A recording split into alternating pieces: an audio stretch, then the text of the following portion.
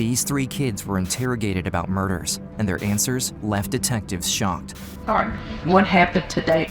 I ran very fast with my baby sister. I just didn't want to be killed. Okay.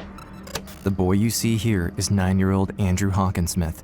1 hour before this footage was recorded, Andrew was living a happy life with a loving and supportive family. His parents were the owners of a local pawn shop in Danville, Kentucky, and had welcomed a new member of their family, little Naomi. Andrew was so happy to be a big brother and loved his baby sister more than anything in the world. But on September 20th, 2013, the family's life took a disturbing turn for the worse when the 9-year-old boy heard gunshots and screams. 911, where's your emergency? Come here quickly because I'm afraid. Please hurry. Okay, they're coming, okay?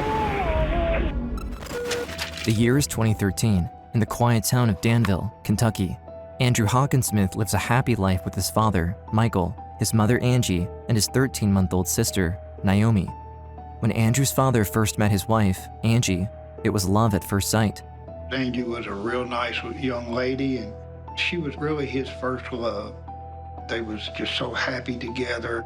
The young couple shared a strong religious faith, and Michael worked as a part-time youth pastor in the area. They were both very active in their church and very well known in the community, but Andrew's father did not make enough to support the family as a youth pastor and needed another source of income. That's when a friend in the church community and another religious leader, Pastor Alan Keith, had an interesting proposition for Andrew's father, Michael Hawkinsmith. Mike and Angie both looked up to Alan, and Andrew, he looked up to Mr. Keith as an uncle. He thought he was his uncle there. Pastor Keith, a well-known religious figure in the area, preached in multiple churches about the Word of God, but on the side, Pastor Keith had a unique side business, running and owning pawn shops. Usually pastors and pawn shops don't necessarily go together. He was buying precious metals, videos, and CDs and things. Between that and the Bible, that was his life. Pastor Keith loved God and preached every Sunday throughout Pulaski County. Pastor Keith also loved money, and more specifically, gold. Through Pastor Keith's leadership and guidance, Mike joins the business himself and starts to work at ABC Gold Games and More pawn shop. With the new business rolling and the arrival of baby Naomi, life is good for the Hawkinsmiths, who genuinely enjoy spending quality time together. Angie and Mike even make the decision to homeschool young Andrew so that the family can stay close even during the day. Now, each morning, Andrew, his parents, and baby Naomi all hang out in the family's pawn shop. The pawn shop, that was basically my home. We had all the knickknacks of a pawn shop, from like games to movies to all sorts of junk. It was basically a playground. I absolutely loved it. It was simply amazing. But things take a disturbing turn for the worse on September 20th, 2013. At 9:17 a.m., a 911 dispatcher in Kentucky takes a call. On the other line, a young boy's quiet voice tells him about an ongoing robbery in Danville. 911, where's your emergency? Is a robber? Pawn shop? 9-year-old Andrew Hawkinsmith pleads with the operator for some help, and while the dispatcher tries to get as much information as possible, he hears something even more unsettling, a baby crying. Where's the robber? Where is he? He's right here, right now. The pair must try to remain silent, as any noise will easily alert their location to the robber still lurking in the shop. Come here quickly because I'm afraid. Please hurry. Okay, they're coming, okay? Right away, the 911 operator dispatches the patrol unit. While the terrified 9-year-old stays on the line, officers hurry to the scene, unaware of what they're about to face. Within only 6 minutes, officers arrive at the scene. Aware of the urgency of the situation, authorities attempt to open the front door of the store, but it's locked, so they break the glass and force their way in. As I made entry, all I was thinking about was, is the shooter still here? The first thing that I noticed was a huge smear of blood to my right in the lobby area of the store. I don't care how many times you've done it or seen it, there's nothing that truly prepares you for this. Their worst fears are confirmed when they discover 3 bodies lying on the floor. Not knowing if the killer is still inside, they They quickly clear the scene, looking for the 9-year-old caller.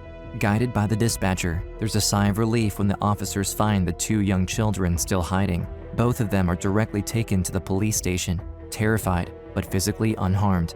Back at the pawn shop, cops and detectives fill up the store, while a forensic scientist starts to examine the bodies. It's a difficult scene to analyze since the store is selling guns and ammunition, making it harder to identify what's a clue and what isn't.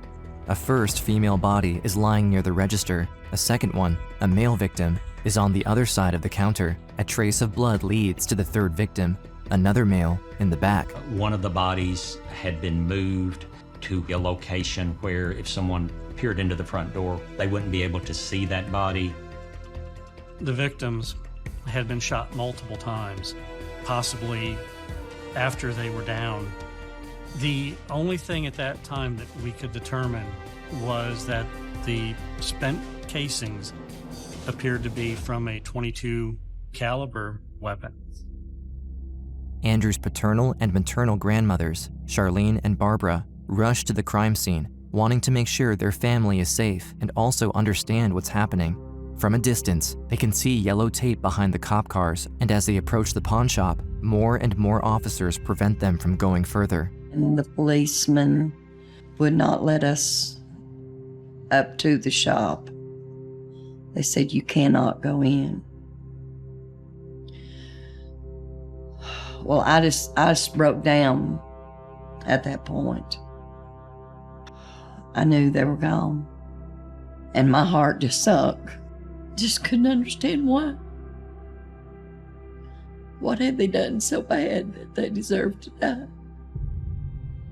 Would not comprehend why anyone in their right mind would want to hurt either one of them. The first 2 victims at the front of the store are identified as Michael and Angie Hawkinsmith, owners of the store and loving parents of Andrew and Naomi. The third victim is 60-year-old Dan Smith, a regular customer of the Hawkinsmith who would routinely buy and sell gold in the area.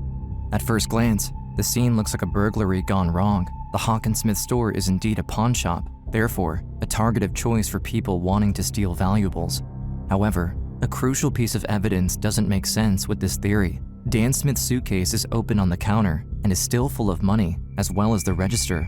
Why wouldn't the robber take some money with him before fleeing? As I continued to process the scene, I discovered that over $1,000 from the cash register was still there. It hadn't been taken. Both Mike and Dan's wallets hadn't been taken. It made me start to think that the victims had been targeted for a reason other than robbery. Detectives are puzzled by the setting of the crime scene. If it wasn't a robbery, then what happened? Were any of them specifically targeted by the killer? We're like, what do we have here? That it was a hit. Was it on Dan Smith? Dan Smith was a gold buyer. He carries a briefcase with him with a large amount of cash. Dan Smith's wife was able to tell us that he would do a certain route on certain days of the week. So he goes to his bank, he gets the money, and then he had a lot of pawn shops that he went to. The investigators go to Lawson's Jewelers in Harrodsburg, a store on Dan's normal route, just 19 minutes away from the Hawkinsmith's pawn shop. He walks in with that same briefcase and then talks to the lady behind the counter and just appears very relaxed, laughing. Has no idea, obviously, where he's headed. I don't even think it was a full hour after this. Dan Smith was killed. There was nobody that appeared to be paying any particular attention to him. There was nothing that stood out. We really were kind of baffled at this point. Who was even the target?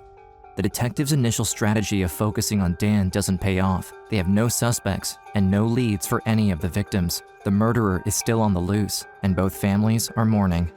News of the murders reaches the town and surrounding cities, and everyone is shocked. Nothing like this ever happened in this small town. 2 young children are without their parents tonight after they were murdered inside their Danville, Kentucky pawn shop. That store is located just blocks from Center College. As Matt McCutcheon reports, one of the kids called 911 and shielded his sister from the violence. The town of Danville demands answers for these tragic murders. Even Pastor Alan Keith, the one who introduced the Hawkinsmiths into the pawn business, shares his sorrow on social media and pays tribute to the victims. No sleep at all. I am in shock right now over the loss of 3 great people. I also knew the third man.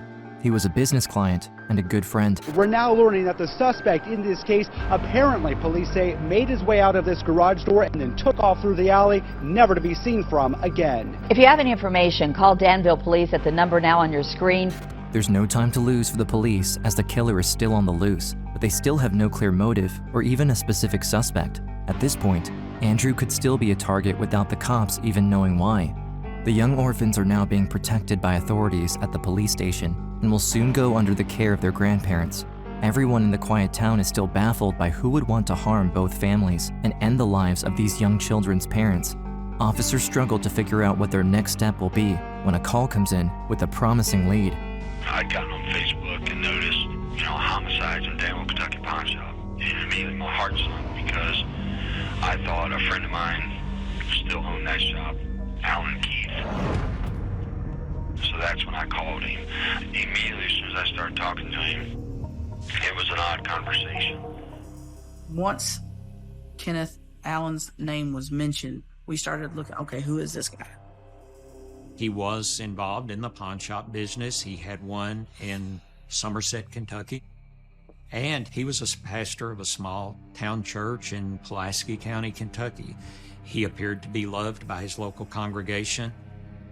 That was kind of a common denominator for everybody involved, as they were all heavily into the church, either as pastors, ministers, leaders, just in a church.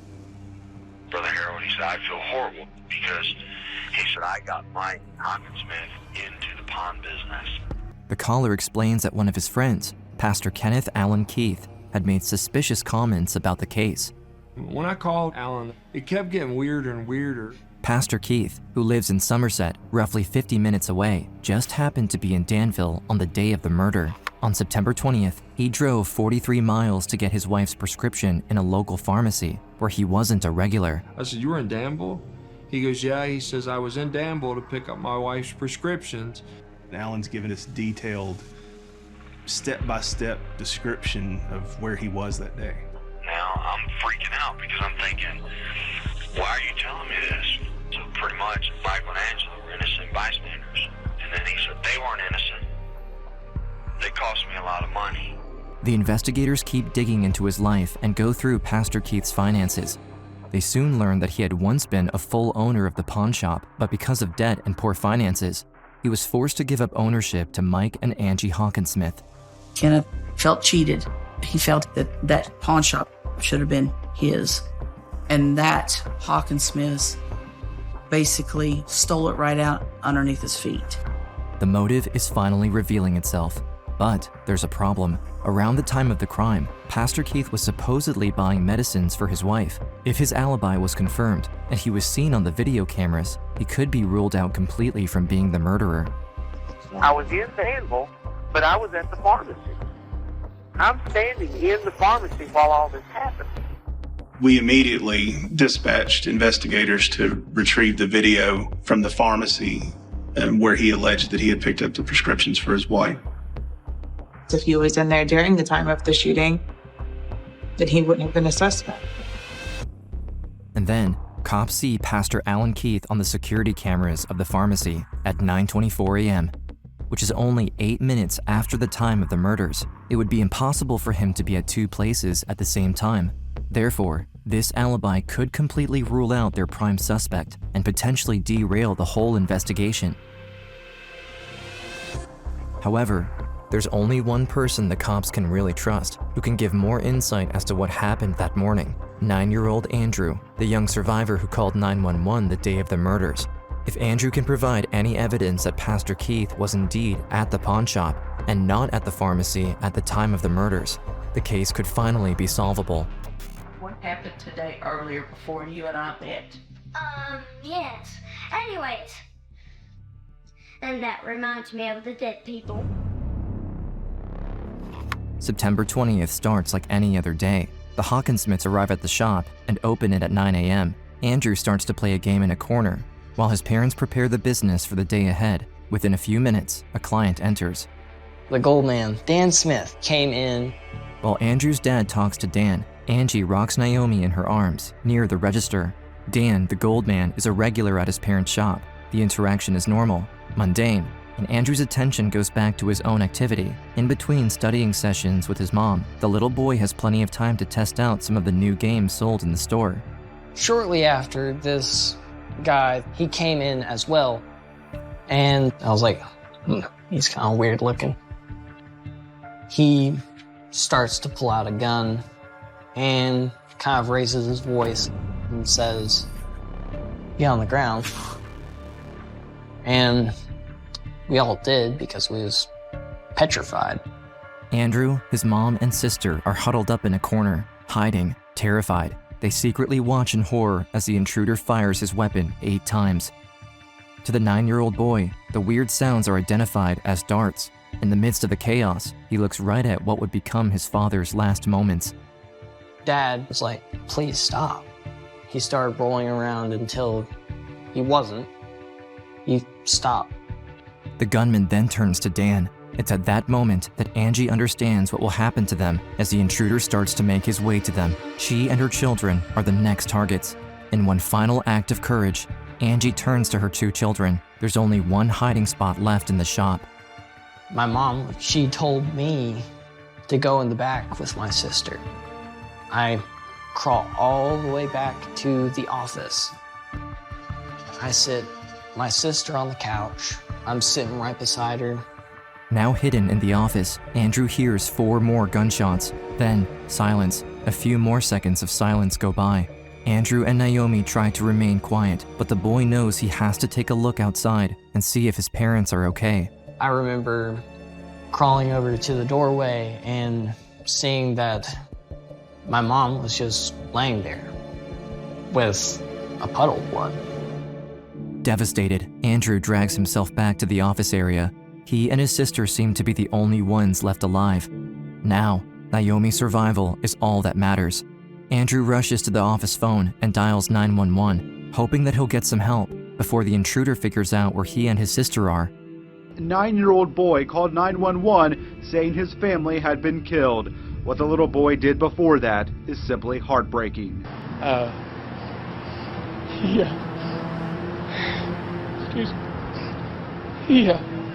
He grabbed his little sister up and he carried her in the office and he covered her with his body. And, Okay.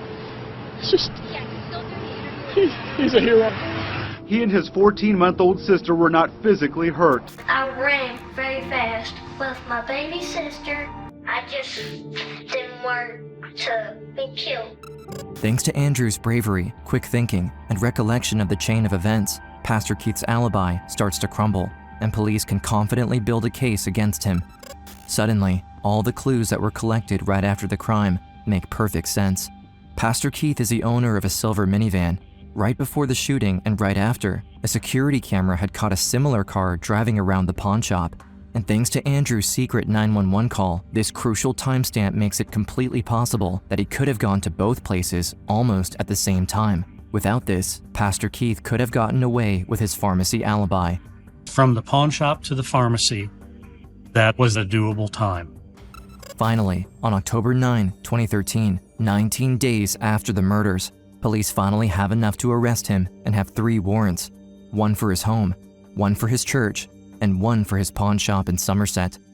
An investigator went in as a potential customer and made contact with Mr. Allen. We discovered a box for a threaded device that can be purchased over the internet that can be fashioned into a makeshift silencer. The discovery confirms detective suspicions that a silencer was used in the killings and explains Andrew's description of a high-pitched sound as his parents were shot. And then also outside of the business, we found spent 22 shell casings and then a target that had been shot. So we believe that he was practicing prior to the shooting. The 22 casings found in Kenneth Keith's pawn shop matched all the expended shell casings from the murder scene in Danville, Kentucky. They were shot from the identical weapon. Pastor Keith is arrested in his own pawn shop without incident. The Hawkinsmiths and Dan Smith's families are relieved. The man their loved ones once called a friend is behind bars. He had betrayed everything they stood for, but in the end, justice prevailed. But to be able to commit murders on Friday and then get up on the pulpit Sunday morning and preach, especially in front of 2 children, you're going, wait a minute, that's not a real pastor. To spare Andrew, his family, and Dan's relatives a long and painful trial, prosecution decides to offer Keith a plea deal for him to avoid the death penalty. Meanwhile, as the courts prepare for Keith's sentencing, young Andrew has found another outlet to share his grief. He starts to express himself through drawings and shares his feelings in the pages of a comic book. Andrew just went through unimaginable trauma, but was able to take his sister into safety and call for help. His parents always had his back, and on that day, he proved how much they were really alike. My dad, he made things look so easy. He was truly an amazing person. Despite the tragic end of Andrew's parents, they succeeded in protecting their children, which is what mattered to them the most. May 26, 2017, it's Andrew's 13th birthday, and also finally the day of Pastor Keith's deal with the DA. He is directly sentenced to life without parole. His greed and jealousy will never hurt anyone again. Today, Andrew is surrounded by his loving family and recently got engaged. No one can ever take away from him the memories of his parents and their love, which will always be there to guide him through anything. I've been told you're a spitting image of your dad. You look just like him. You act just like him. Naomi, she looks just like my mom. I'm very thankful for what I have.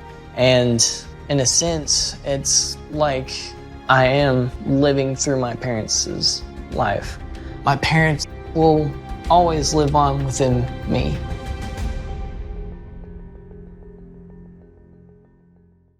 I got about 6 photographs here, and you may or may not know who's in these pictures, okay? And that's okay. And what I want you to do, look at them, and if you recognize any of them, you tell me.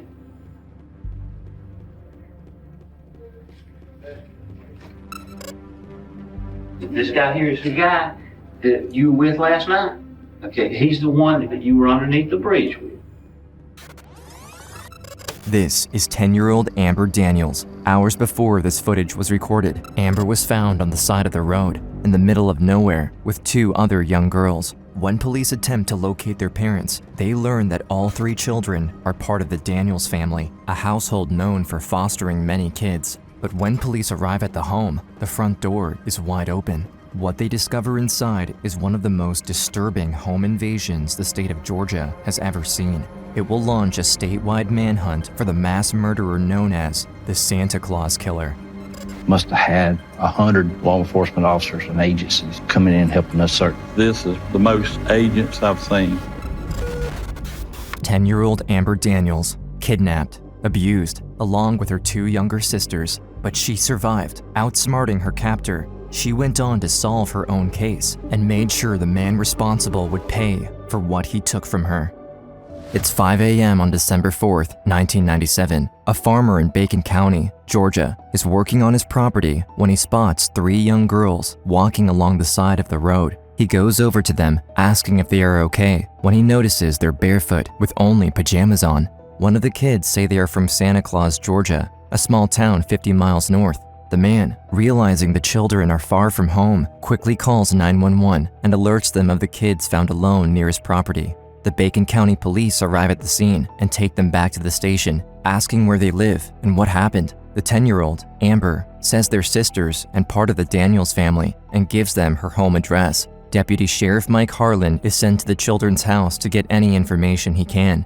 I expected anxious parents, or at least a mother, or somebody meeting me at the door. But when he arrives, everything is hauntingly quiet. As Deputy Harlan makes his way towards the home, he notices the front door is open. The officer loudly announces his presence, asking if anyone is home. No response. Upon entering, the sound of an alarm clock radio, a home security system beeping, and a baby crying immediately become louder. As Harlan walks further into the home, he sees something moving underneath the table. It's a little boy. Silent and in a state of shock, the boy quietly signals the police officer. He really didn't say much of anything. He kind of pointed toward the bedroom. There appeared to be blood on the frame of the bedroom door. Harlan very gently pushes the door open. When he enters the room, he discovers the body of a young woman, motionless on the floor. The police officer takes another step inside and notices two shapes on the bed. It doesn't take long for him to realize that two more bodies, an adult man and an adult woman, are lying underneath the sheets, not breathing. Next to them, he sees a baby crying. The deputy checks the rest of the house, discovering another horrifying scene in one of the kids' rooms. A little boy lays motionless in his bed, blood around him, dead. Not knowing there's still a shooter on site, I grabbed the baby up, grabbed the other little boy up in my arms, and we went back out the door. Back in the police station in Bacon County, investigators ask the three little girls what happened to them. Amber, who is the oldest, starts to tell her story and reveals a name that will change everything. She tells them that she was taken from her bedroom earlier that night by a man named Scott. The year is 1995. Amber is 8 years old and lives with her biological mother, Kim, who is a recovered alcoholic. Growing up, Amber and her siblings were routinely placed in foster homes as her mother was unable to take care of them. But throughout the years, Kim was determined to better her life and become sober to provide a loving, supportive home for her 3 children. While attending Alcoholics Anonymous, she meets another recovering alcoholic, Danny Daniels, and they fall in love and start a new sober life. They had quit drinking.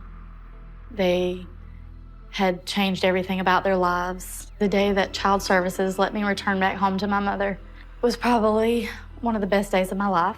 I ran to her arms, and there was a man just standing there, open arms, and welcomed me into his house and wanted to love me just as much as my mom. Danny and Kim got married, bringing together his teenage daughter, Jessica, and her 3 kids, Brooke, Bryant, and Amber, all under one roof. Kim's aspiration of providing a secure, loving, and supportive home for her children was becoming a reality. Just a few years before, it was her who needed assistance for her children. Now that Kim was sober with a stable home, she was eager to give back and open her doors to foster children, creating a nurturing environment of her own. Amber remembers from a young age how her family started to welcome foster children. It was so exciting to have kids to play with. One of the first foster children the Daniels welcomed was a young girl named Joanne. I just knew that she was going to be my best friend. She was the same age as I was. She was so nice, and I just loved her red hair. Joanne's biological mother would be allowed to come over for visits, often accompanied by her son, Jerry Scott Heidler. Jerry, or as the kids referred to him as simply, Scott, was 18 years old and was very friendly with all the kids, playing games with them, jumping on the trampoline, and even teaching the children how to fish. I can remember him giving me piggyback rides and putting me on his shoulders. Jerry was so much fun. He would always play with us, and he seemed to be very loving and kind. He seemed like any other normal person that came in and out of our house. But one day, Jerry stops coming over. 2 years go by, and his sister Joanne has gone back into her mom's care, leaving the Daniels behind, and neither Amber nor her family have heard from Jerry since then.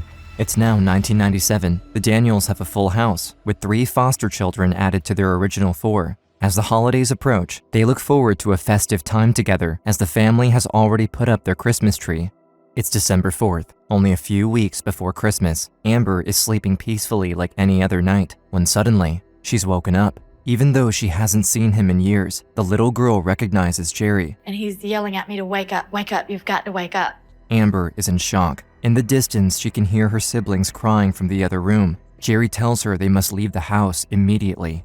I was frightened and scared, and hearing the girls crying, I didn't know what was going on. Jerry grabs a hold of Amber's arm and rushes her down the hallway. The little girl is very confused and asks him where her parents are. He tells her that her mom and dad are not in the house and that they've already left with the other children, and they've told him to get her and her 2 other young sisters, Amanda and Brooke. But just before they leave by the front door, Amber turns around and sees her 4-year-old brother, Corey, hiding underneath the kitchen table. In the distance, she hears her baby brother Gabe crying. Why are we leaving them? Why are we leaving them?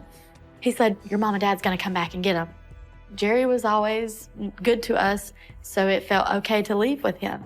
They all get inside his van as he tells them he is taking them to their parents. But as he continues to drive down the deserted road, the girls become increasingly worried and begin to cry, not knowing where they are going or where their parents are.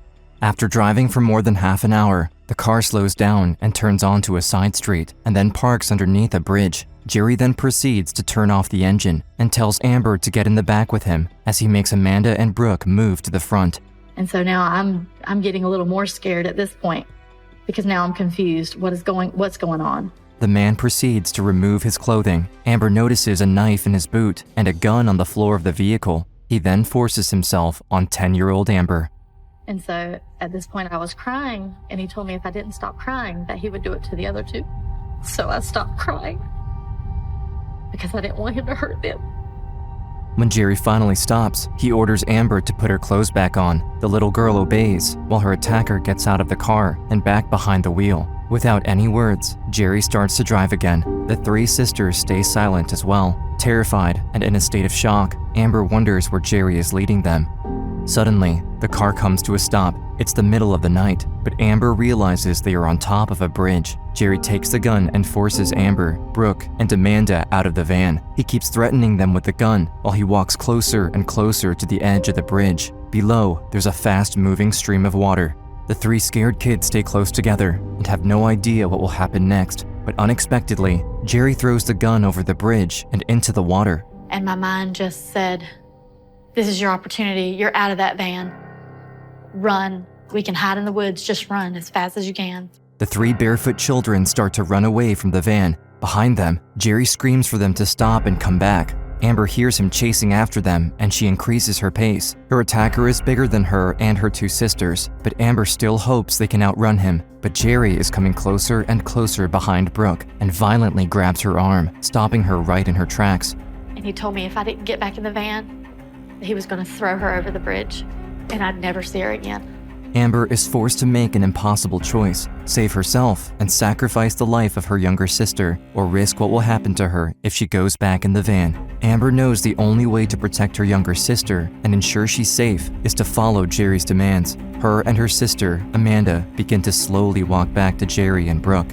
Once they are together, Jerry orders them back in his van as he begins to drive them further away from their home. He turned down this road, and so I asked him again, where are you taking us? What are we doing?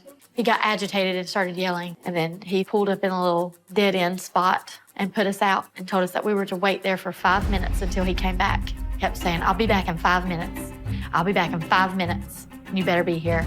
They all stand silently, watching Jerry's car drive away. They dare not move until they no longer see the lights of his vehicle. After counting for 65 seconds, Amber tells her sisters to run. I told the girls that we've got to find help. We've got to tell them what's happened. We've got to find our parents. We've got to get back home. As they run along the road, they see a secluded farmhouse in the distance, but all of a sudden, car headlights beam right in front of their path. So I made the two girls jump down in the ditch to try to keep from being seen. And the car slowed down, and I knew that we had just been caught. Our lives were over. Amber is petrified. A man emerges from the car, but it's not her attacker. Instead, a local farmer steps out and immediately offers her assistance. Amber breathes a sigh of relief, urging her sisters to come out from their hiding spots. They are ushered to safety. The man contacts the police, and the local sheriff arrives and takes the three girls to the police station. Everybody in our family members that I hadn't seen in years, they were there. And I said, well, where's Mom and Daddy? And Corey walked up to me and said, they're dead. And I said, stop lying. I said, that's not true. But Amber looks around the room, seeing the adults and her distant family members all quiet. She knows what her little brother is saying is true. Her mother is no longer alive. After everything she went through in the night, Amber is in a state of shock, and now learning her mother and stepfather are gone, she begins to cry. But Amber knows who did this, and she wants to make sure he is captured and brought to justice. She tells officials the crucial piece of information, the name of the man responsible, Jerry Scott Heidler. He is the brother of one of the foster children and would come by to the Daniels family often, playing with the children and expressing unwanted romantic interest to the teenage daughter, Jessica. Police search for any information they have on Jerry and find he is already in the police records. Due to his prior arrest on a DUI charge, they have his mugshot in their file. Investigators then present Amber with a series of photographs, seeking confirmation of the man responsible for her abduction. I got about 6 photographs here, and you may or may not know who's in these pictures, okay? And that's okay. And what I want you to do, look at them, and if you recognize any of them, you tell me. They just showed me a picture. Is this the guy? And I said, yes, this is Scott Heitler. In order to build the case against Jerry and find out exactly what happened that night, Amber is asked to walk through the events of the night and bravely recount exactly what Jerry did to her and where he went. And I had to show him where the dirt road was that he had taken us. And I remember telling him everything that he said and everything that he did. With the information Amber provided, police go back to the Daniels household and meticulously gather evidence from the crime scene, collecting fingerprints, a cigarette butt, and DNA samples. Investigators believe that earlier that night, at around 1 a.m., before Jerry abducted Amber and her 2 younger sisters, he infiltrated the Daniels family home through a back window. He then went to the oldest daughter's room, 16-year-old Jessica, and attempted to make advances on her. Detectives believe she must have resisted, running to the safety of her parents' bedroom, but then Jerry, having been to the house multiple times before, navigated to the cabinet where the family stored their shotgun.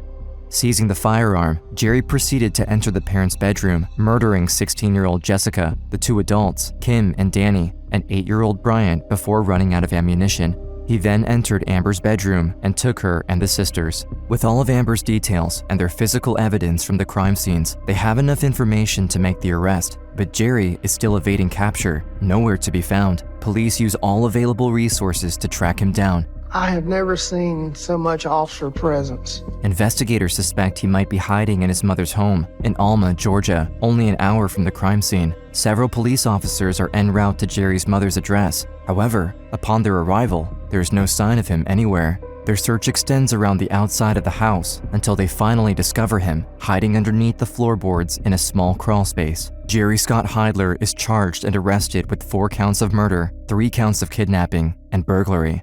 He didn't resist. He confessed to it, admitted to it, and he said it was like a dream to him. As Jerry is in prison awaiting trial, Amber is processing the tragedy that happened to her family. She has lost her mother, father, older sister, and younger brother right before Christmas. Christmas was a big part of our family every year. That was our thing.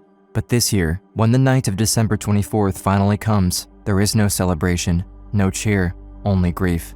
That's when the realization hit. They weren't coming back. August 30th, 1999, the trial for Jerry Scott Heitler begins. Amber is now 13 years old, and her interview is played during the trial and used as evidence against him. The whole community is emotional, devastated by the traumatic incident that went through their small town. It only takes the jury 20 minutes to come back with the verdict. We, the jury, fix the sentence at death.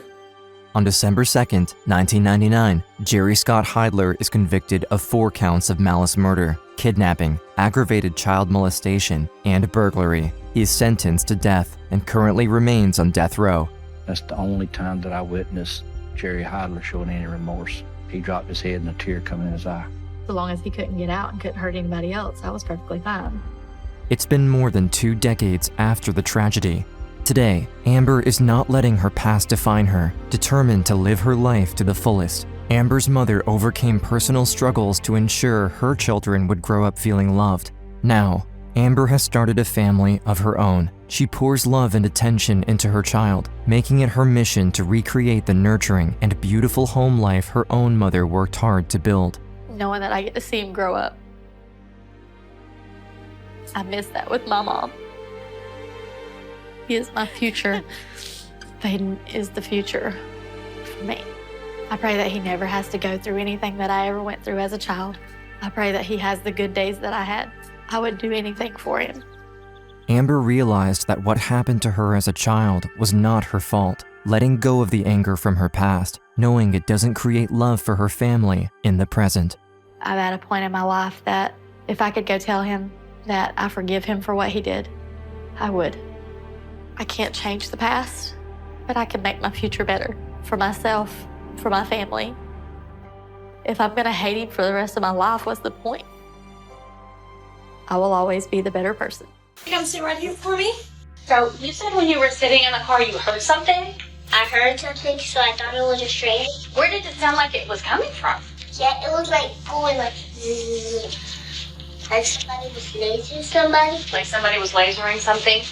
Is he big like me or little like you? He's tall. He's tall. This is 5-year-old Zanaya Jackson. A few days before this was recorded, Tanai's mother was found dead alongside her longtime girlfriend on a remote island near Houston, Texas. During the interview, the little girl claimed to have seen a stranger entering her house that morning, but detectives didn't believe her. Instead, they became convinced that the victim's own father was behind the double murder. This is your daughter. What happened? That's what we're trying to find out. I don't want y'all to look at me as a suspect. Why would somebody want to do this to her? I've been asking myself that question too. Surprised that the detectives would consider him a suspect, the father tried to reason with them, but the lieutenant in charge of the investigation wouldn't have it. On the contrary, in about 10 seconds, he's gonna snap at him. She had the supreme beat out of her. Brittany had her brains beat in. You explain that. You can explain it. Look at this camera and show some remorse. Do you remember that day, Zanaya? Yeah. Tell me what you remember.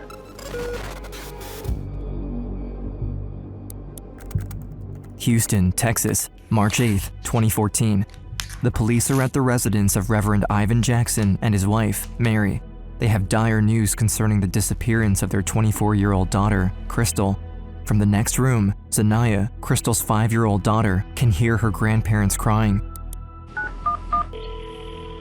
911, what's your emergency? I have 2 dead people at the back of my store by my dumpster. When they told me that my baby was dead, it hurted me. I'd never been hurt as bad as I was hurt that day. Are they male or female, could you tell? One appears to be a woman. I never dreamed that I would have to bury my own child. I couldn't do nothing but go in the house and hug my granddaughter. At the other end of the city, Brittany's aunt, Ebony McQuaid, is getting ready to go out when she notices that her phone has received an unusually high number of notifications. I remember just getting dressed, and I just happened to go to Facebook, and I had messages galore. I'm like, what's going on? Clicked on one of the messages, and he was just like, say, friend, I think they found your niece and her girlfriend dead. Shocked by what she was reading, Ebony put on the news on her TV. I went to Channel 13, and that was the first face I seen was her and Crystal. Murder mystery tonight on the Bolivar Peninsula. How the women were killed remains a mystery. Both were African American and homosexual. Many believe the women were targeted because of their sexual orientation. I was just numb.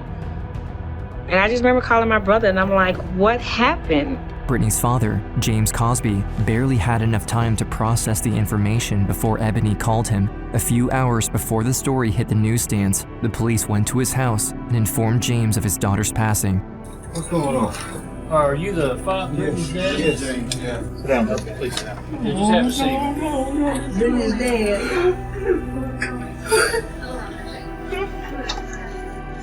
What happened? That's what we're trying to find out. What happened? You grieve all the time. We understand. Right now, we want to find out who did this. Who's the girl with Brittany, real thin? But that's our girlfriend. That's our girlfriend. That's Crystal. It is Crystal? The cause of their death remained under investigation, but Brittany, James's daughter and Crystal's girlfriend, had been violently assaulted.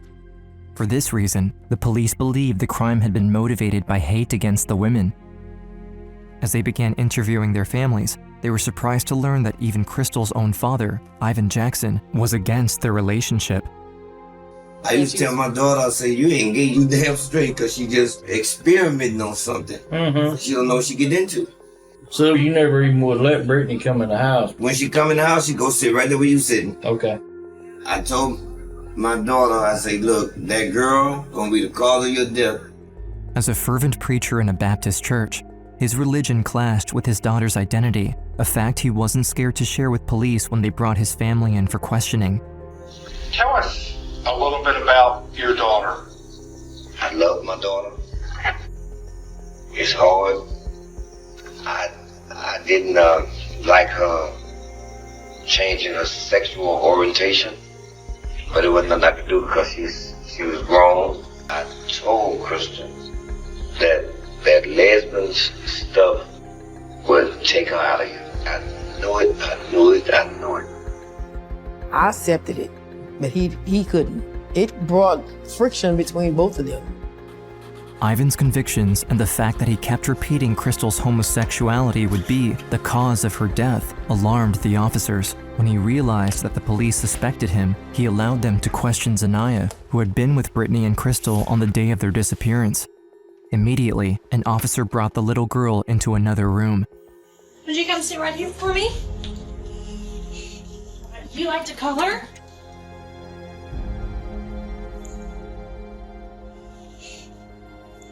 Zanaya, what is the first thing you do when you get to school? Eat breakfast. Tell me everything that happened from that morning to the time you went to sleep. The morning when I was getting ready for school at nighttime, my mama was in the car, me and her. My mama said, "Stay in the car," and I stayed in the car, so I was taking my mom's own off. Even at such a young age, Zanaya knew something was wrong, but at only 5 years old, the police weren't certain she understood what actually happened that morning. This was until Zanaya started talking about an encounter she had with a potential suspect. I heard something, so I thought it was a stranger. So I just sit it back. I just had my seatbelt on and waited like this so the stranger wouldn't see me. Unsure of what to make of Zanaya's statement, the police continued to investigate Ivan. They knew something had happened the day before Brittany and Crystal's disappearance. The girls came by the Jackson residence to pick up Zanaya and show off the new car they had purchased together, but things quickly turned awry. She wanted me to come out to see her new car. Me being as stubborn as I am, I wouldn't even get up out the chair. After the fight, Crystal left with Brittany and Zanaya. Her mother attempted to call her multiple times to set things right, but Crystal never answered. Later that same day, Ivan decided to take action. He was convinced something was off. He grabbed his .25 caliber handgun and headed to the Cosby's house. My husband said he was going to go to the house and see what was going on. And if Brittany did something to Crystal, he was going to do something to her. But I told him, no, leave the gun at home. Fortunately, Mary was able to talk him out of going. Ivan said that he never actually went to the Cosby residence. He never made contact with Crystal. As the days passed and the investigation staggered, the detective eventually received the girl's autopsy report, confirming that Crystal had been killed by a gunshot wound and Brittany via blunt force trauma. They were still hoping Ivan was lying, but the ballistic report proved otherwise. The bullet that hit his daughter was of a higher caliber than his own gun. Finally cleared of the accusation, Ivan couldn't help but look back at the reasons why the police were convinced he committed the crime in the first place. I carry a lot of guilt in me because the things I should have said to my daughter, I didn't say when I had the chance. Watching them put my baby in that vault and have to leave her at that cemetery.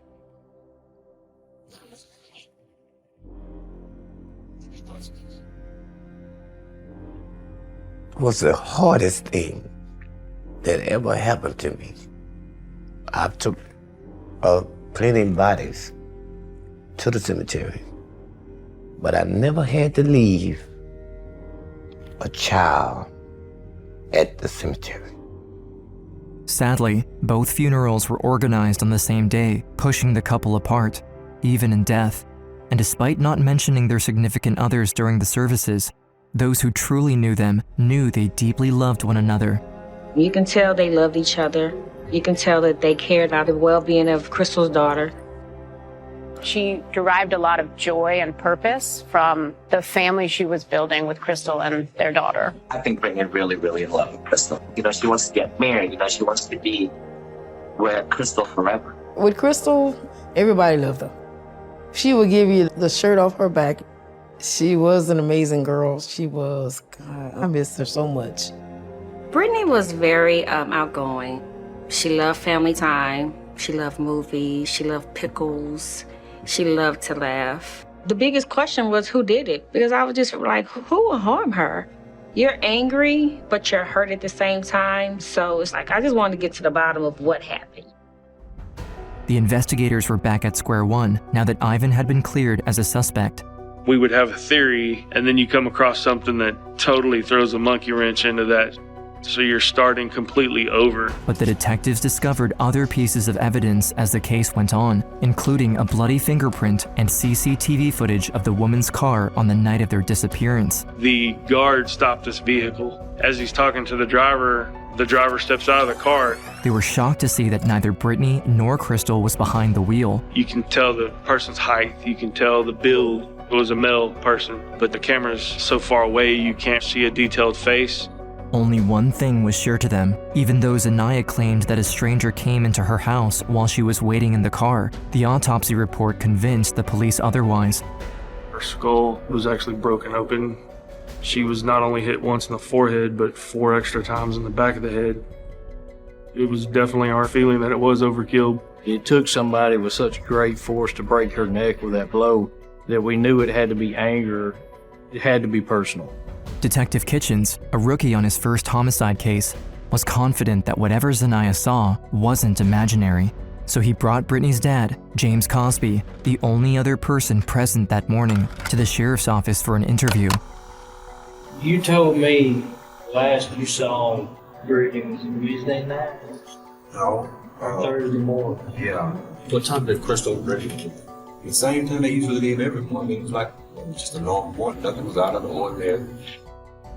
James seemed honest, but Kitchens was puzzled. Why did Brittany and Crystal leave without taking Zanaya to school that morning? That's the one thing that's out of the order. I was trying to figure it out. That's because if normally they would take her to school, but yet they left her there that morning. No, man, I know you're doing the best you can. And as things come up, you know you got my number, so call any time. The next day, now a week after the murders, James's family joined hundreds of grieving locals in downtown Houston for a statewide memorial. It was being held to honor Brittany and Crystal because there had been a lot of public grief over what had happened to them. The murder in Galveston hit close to home across Texas. Ceremonies like this one are being held in Dallas, Corpus Christi, and here in Austin. People all over Texas sympathized with James, Ebony, Ivan, Mary, and the newly orphaned Zanaya. Photos of Brittany Cosby and Crystal Jackson are surrounded by flowers and glowing lights. You can't really put something like this in the word. Witness to do it, my baby. On that very same day, Kitchens and his partner visited the Cosby's house. He intended to question James some more and maybe chat with Annie Lee, Brittany's great-grandmother. Once we get to Houcher Street, James Cosby is actually at a vigil, so we speak with a caretaker that's watching Annie Lee Cosby. Annie Lee's cousin, Cora Ledette, had been helping around the house for a few years. When Kitchens asked if she had noticed anything suspicious in the past week, she slowly walked out of the house, closed the door behind her, and asked the detectives to follow her into the carport. Sensing she had something important to share, Kitchens pulled out his recorder. And I looked around, I noticed that the carport was spotlessly clean. And I had never seen it clean before, never. Even though I had had my grandkids to move trash out of there, it was always debris, something that needed to be cleaned up. Looking around the carport, Kitchens saw nothing unusual until he noticed a pile of small bricks on the concrete floor. Why would there be 5 bricks laying here in the carport? There's got to be a purpose for them being there. And what I saw just took my breath away. There was what appeared to be 4 to 5 drops of blood on the ground. I immediately began to look even closer at that point, which is when I noticed 2 more drops of blood up near the door facing. That led me to believe that we may be standing in our crime scene. Unaware of the discovery made at his house, James Cosby was still out at the memorial, answering the local news questions and praising the detectives for their diligence. You get to find out what's happening. Detectives are doing what they do and keeping us informed as much as they can, but there's nothing yet. Towards the end of the vigil, Kitchens and his partner, Sergeant Kilburn, arrived and arrested James in front of everyone. They ended up picking him up was at the vigil. This is not looking good for Mr. Cosby. After the arrest, Kilburn returned to the scene and forced open the garage James had been staying in. Inside, he turned on his UV light. He couldn't believe what he saw. Everywhere we were looking, we were finding something with blood on it. On the carpet, on the couch, on clothes that were in the room. Back at the station, Kitchens and his lieutenant were informed of the situation. They believed they now had enough evidence to confront him. Were you aware that we were back at the house today? Today? Can you explain to me why or how in your room where you stay that carpet throughout that room and furniture throughout that room is saturated with fresh blood? You've been in that room, sleeping in that room, with your daughter's blood on the carpet. I ain't seen no stain. I would see some stain. She had the supreme beat out of her. And it's all over your room. Brittany had her brains beat in. It wasn't long before Lieutenant Hansen's patience reached its absolute limit. He simply couldn't handle James's cold and emotionless reactions. You can explain that. You can explain it. That's your daughter's head smashed in, thrown away like a garbage. This went on for over 5 hours. During that time, forensic scientists matched the bloody fingerprint found near the dumpsters to James. Slowly, the noose tightened around the suspect. Everything points back to James Larry Cosby Jr. And you expect us to believe that James Larry Cosby Jr. don't know. You need to man up. Finish a sentence for me. I'm going to start a sentence. I want you to finish it. What is it? I did not do this because... I'm not finishing now. What are you going to tell us? Nothing. Okay. Fine. We done? We're done. Stand up. Lean on your back. James was merely charged with tampering with evidence, since his fingerprints only matched those found at the dump site. If the police couldn't find more clues soon, James would only face a short sentence. Around this time, Ivan started appearing on the news, talking about Crystal's passing and how Zanaya was dealing with that. I come home in the evening, my daughter's not there. I look at her daughter. Sometimes her daughter has nightmares, so we have her in counseling now. This was when it clicked for the detectives. Now that they had more details, Zanaya's story made more sense. The stranger she mentioned in her first interview was probably James Cosby, who had just moved back with his family at the time, so they asked Ivan to bring her back to the station for a second interview. This time, they focused on what she heard and saw to see if it matched what they had discovered. Did you ever hear anything from his room? Tell me everything you heard from his room. A gunshot. You heard a gunshot. Tell me how you know it was a gunshot. Because he just, in his room, he took them to outside and just shoot them. Okay, did somebody tell you that or did you see that? I see that. When she left the car to look for her mom, Zanaya must have walked into James's room, seen the blood, and connected the dots after she learned that Brittany and her mother had been murdered. There was blood splatter in his room. Okay, tell me where the blood splatter was in his room. On his bed. You saw it on his bed? Okay, did you see it anywhere else? On his floor. And some on his floor? He just decided to kill my mother and his daughter. Based on what Zanaya had told me, I hypothesized that Crystal took Zanaya, placed her into the car. At the same time, on the inside of the house, James Cosby and Brittany Cosby became involved in a physical altercation, at which time James Cosby snapped and beat Brittany to death. Crystal walked back into the house and was watching this take place and immediately ran out the side door to the back of the vehicle, which is where James Cosby, we believe, caught up with her and then shot her in the head. All along, 5-year-old Zanaya Jackson was the key. The quiet little girl may not have yet understood the full extent of what had happened that morning, but she could place James at the scene, with the weapon in hand, attacking her mother. A month later, police found Brittany and Crystal's car abandoned in a parking lot. In the blood-soaked trunk, they found a bullet encased in the luggage rack. In Texas, it isn't necessary to prove motivation for murder cases. However, through interviews with family members and people close to the Cosbys, the detectives concluded that it all started when Brittany and Crystal bought their new car together. Annie Lee Cosby had changed her will and left everything to Brittany because Brittany was already taking care of everything while her dad was not present in the residence. He had asked Annie to co-sign for a vehicle, and she'd refused. And then she turned around and co-signed a vehicle for Brittany and Crystal. And it starts to paint a picture of jealousy, pure jealousy. Today in court, it was a tale of two fathers, one sentenced to life behind bars, and the other choosing a life of forgiveness. Today, Jackson's father, Reverend Ivan Jackson, attended what would be the last hearing in the case of his daughter's murder. Me and my wife and my church family, we have been praying for life without a possibility of parole instead of the death penalty, because killing him is not going to bring either one of them back. And his prayers were answered. Cosby was convicted of capital murder, an automatic sentence of life without parole. No matter what the situation was, they didn't deserve to die.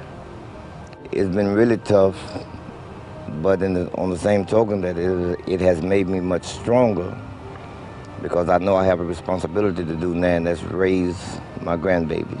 It was, I cried. It's a relief.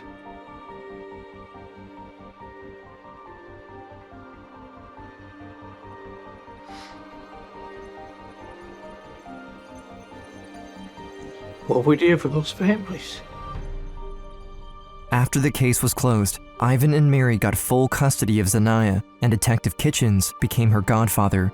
Every year, they celebrate Crystal and Brittany's anniversary along with members of the Jackson family, even if it's still difficult. It's still tough. I still struggle with Crystal not here. Matter of fact, on Friday I went to visit Crystal grave and Brittany grave. Therefore, when I go to put flowers on Crystal grave, me and my wife put flowers on Brittany grave. I still have a hard time accepting it a little bit, I guess you could say. I'm angry. Admiringly, Zanaya, now a teenager, somehow found the strength within her to grow from the experience. How often do you think about Mom? Almost every day. What comes to mind, I just think of her smile. In 2021, MTV sent journalist Dometi Pongo to interview the then 12-year-old girl. What do you think you might want to do? I want to be a lawyer. What kind of lawyer? I want to work with the family against the criminal. What made you want to do that? My mom. So you want to be able to help other families the way attorneys helped yours? Yeah. Today, she wishes that anyone facing violence and loss could see that every cloud has a silver lining, no matter what may happen. It's okay. Think about the bright side of it, you know? If your parent was killed, you are the reason that everybody can be happy because they have you. You're like the seed. Like if you cut down a tree, you're the seed that fell on the ground. Wow. So it just sprouts up and you look just like them. That's beautiful.